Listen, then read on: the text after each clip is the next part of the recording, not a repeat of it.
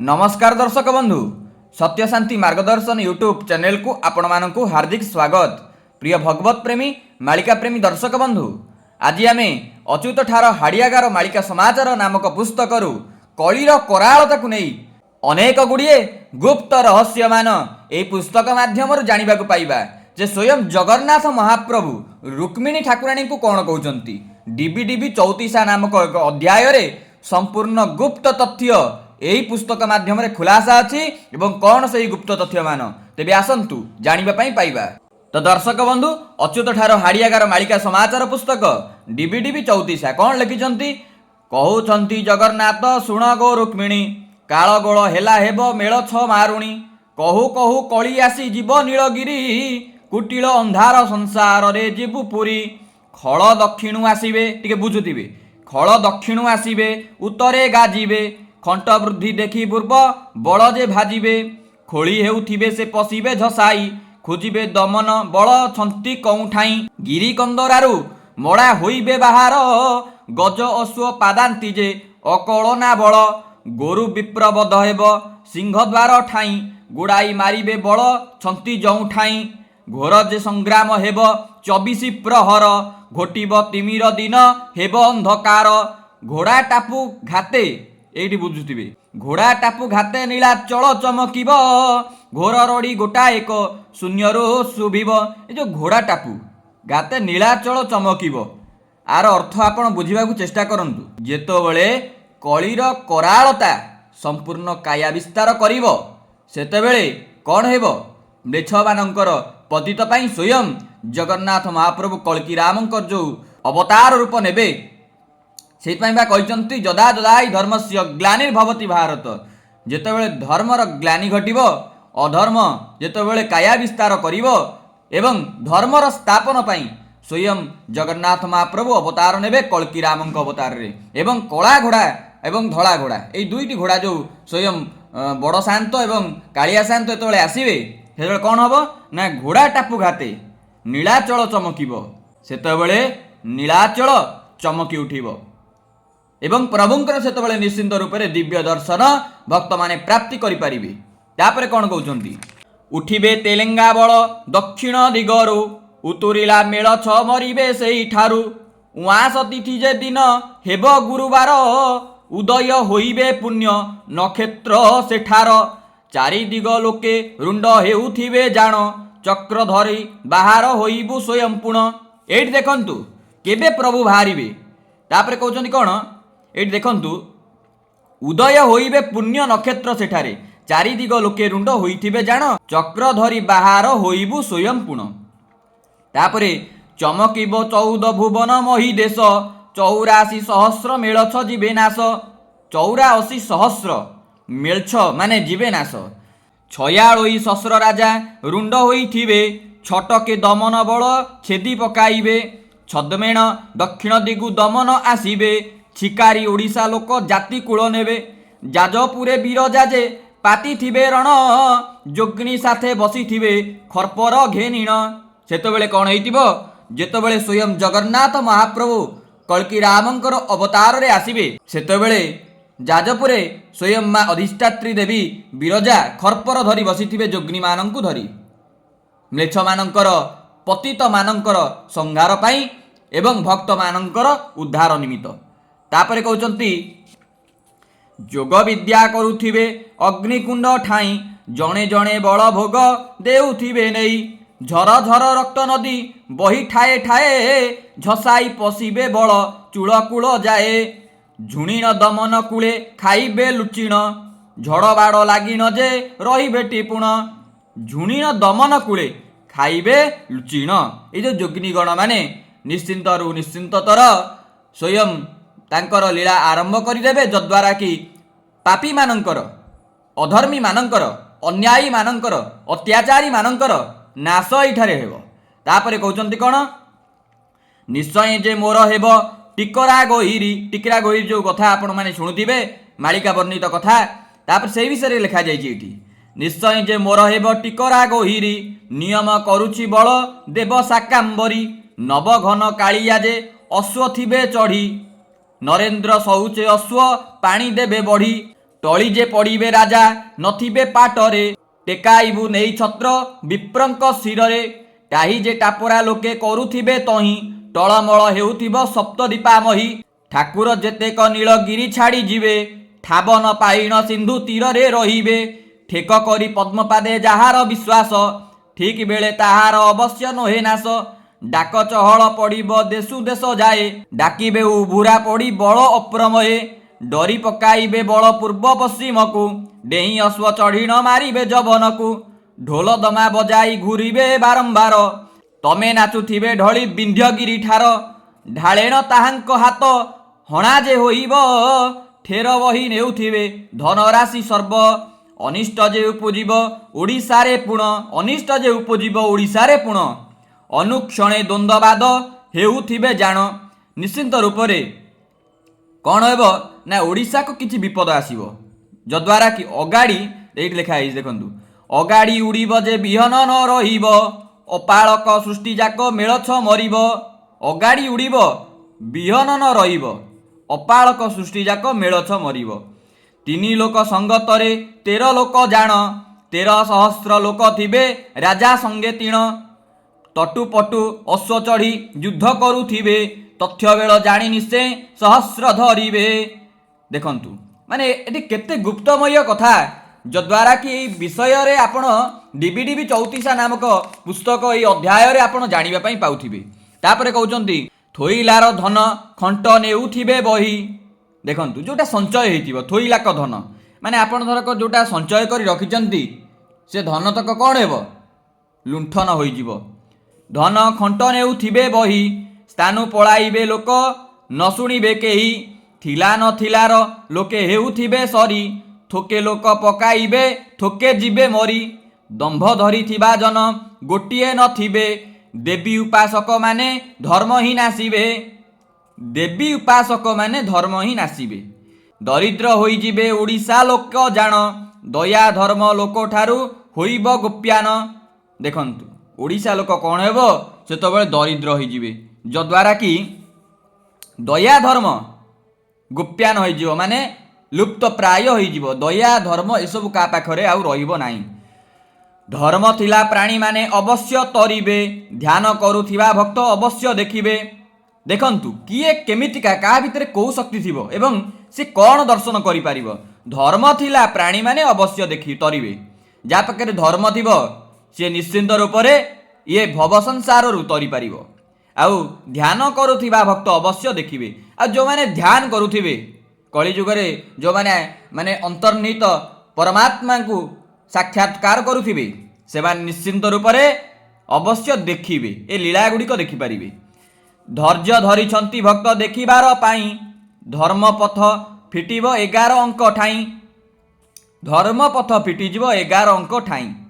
निजे माहारू हेबे राणी कटक नबरे 3 दिवस चिंता गड़र भितरे नोहिला नोहिला बोली कहूथिबे थोके न जानिब मूढ़ लोक जानिबे विवेके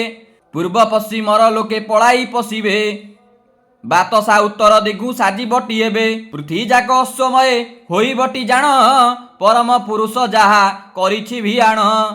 पृथ्वी जाक अश्वमय होई बटी जान परम पुरुष जाहा करिछि भियाण माने स्वयं परमेश्वर जहा लिपिबद्ध करिचंती सेया ही घटुची सेया ही घटिबो फेड़ी मु कहूची एबे सुण प्रिया मोरी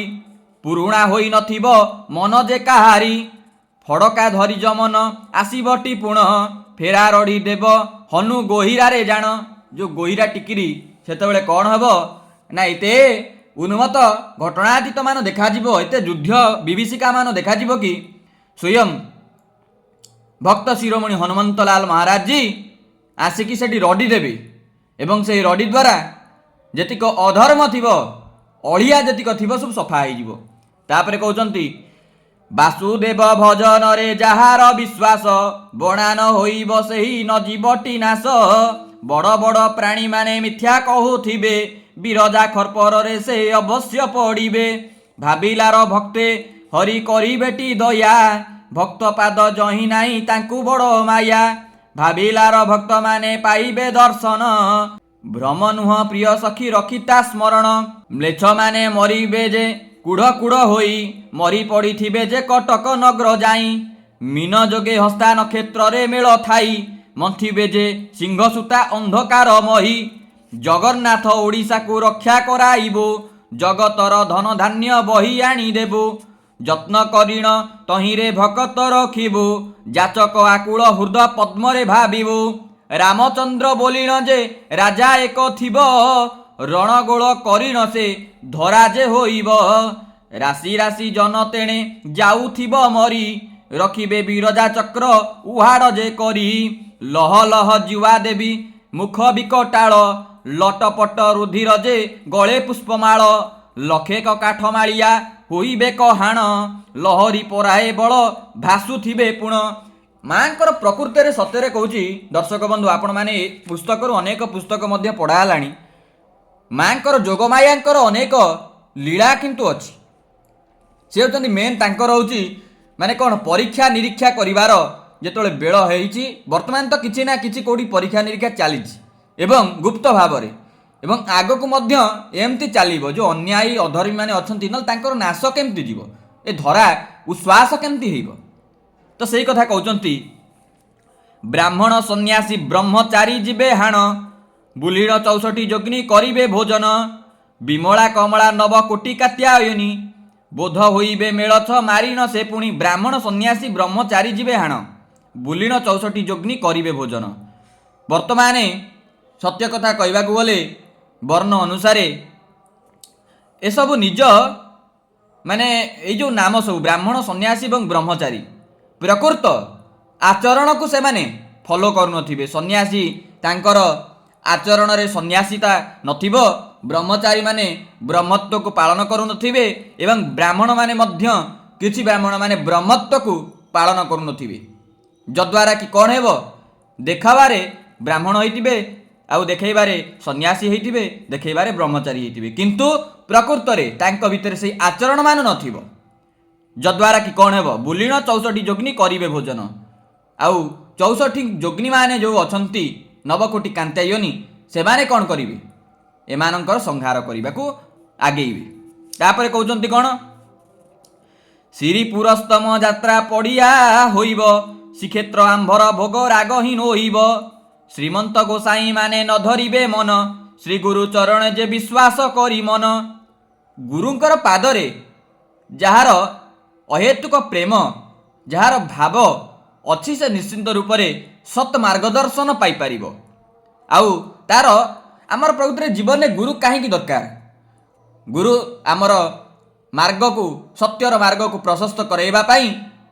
ଅନ୍ଧାର ଘରେ ଯେମିତି ଦୀପଟିଏ ପ୍ରଜ୍ୱଳିତ ହେଲେ ସେହି ଦୀପର ଆଲୋକ ରଶ୍ମିରେ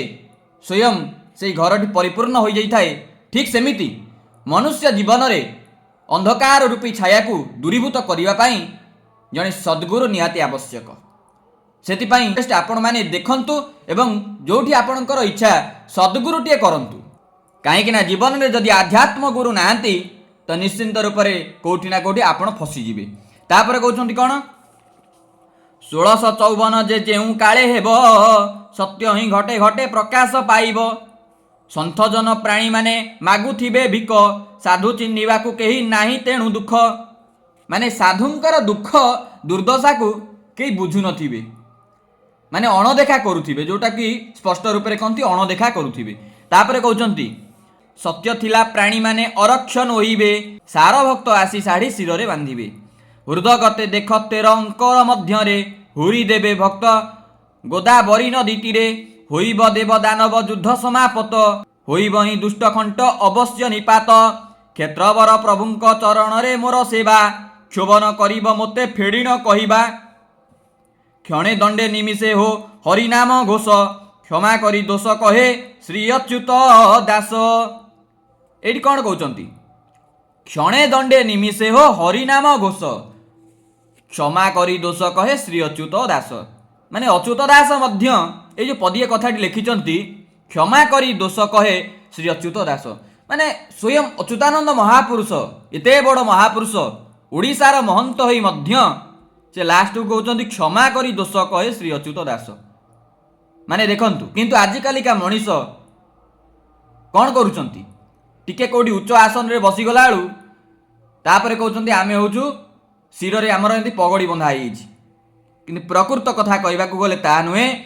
जो अहंग भाव मु अच्छी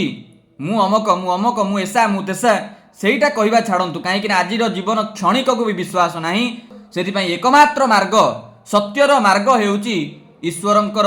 ठारे विश्वास रखंतु एवं आत्मविश्वास रखंतु प्रभुंकर नाम को सदा सर्वदा पाई तुंडरे नियंतु आउ असत संग ठारू टिके दूरे रुहंतु सत मार्ग रे जो माने जीवे से माने असत संग करिवे नाही प्रभुंकर नाम को अहर्निशी नेबे तांको ठारे ही विश्वास रखिबे एवं प्रत्येक भोजन पाइला पूर्वर प्रभुंकर नाम रे ही भोजन को ग्रास करिवे ये हूँ जन सत व्यक्ति प्रथम कर्तव्य आहु तो अनेक किसी नियम गुड़िए अच्छी तो निश्चिंत रूप से आपण मैंने त्रिसंध्या करंतु भगवान नाम जप करंतु आ जदि आपण मैंने ब्राह्मण होइचंती ब्राह्मण देव माने जदि मोर वीडियो देखुथिबे तो आपण माननकु एतिक रिक्वेस्ट आपण माने वैदिक संध्या सहित माने जोटा कि त्रिकाल संध्या कहती त्रिकाल संध्या सहित गायत्री जप निश्चिंत करंतु एवं सत आचरण करंतु आपण दान नियंतु एवं दान दियंतु कहीं ब्राह्मणंकर जो 6टा कर्म अच्छी ये 2टा कर्म अत्यंत प्रमुख दान नेबा एवं दान देबा आ खाली नेकी जदि न देबे तो निश्चिंत रूप से ब्राह्मणत्व सी गणति हेबे नाही किंतु सर्वसाधारण निमित्त प्रभुंकर नाम ही एकमात्र। दर्शक बंधु जदि वीडियो भल लगी गोटे लाइक करदे चैनल में सब्सक्राइब करंतु वीडियो को गोटे शेयर कर दियंतु शेयर करने द्वारा निश्चिंत रूप से आपणकर बंधु परिजन माने ए विषय सविशेष तथ्य जानिबा पाइबे। आज रोची नमस्कार। जय जगन्नाथ।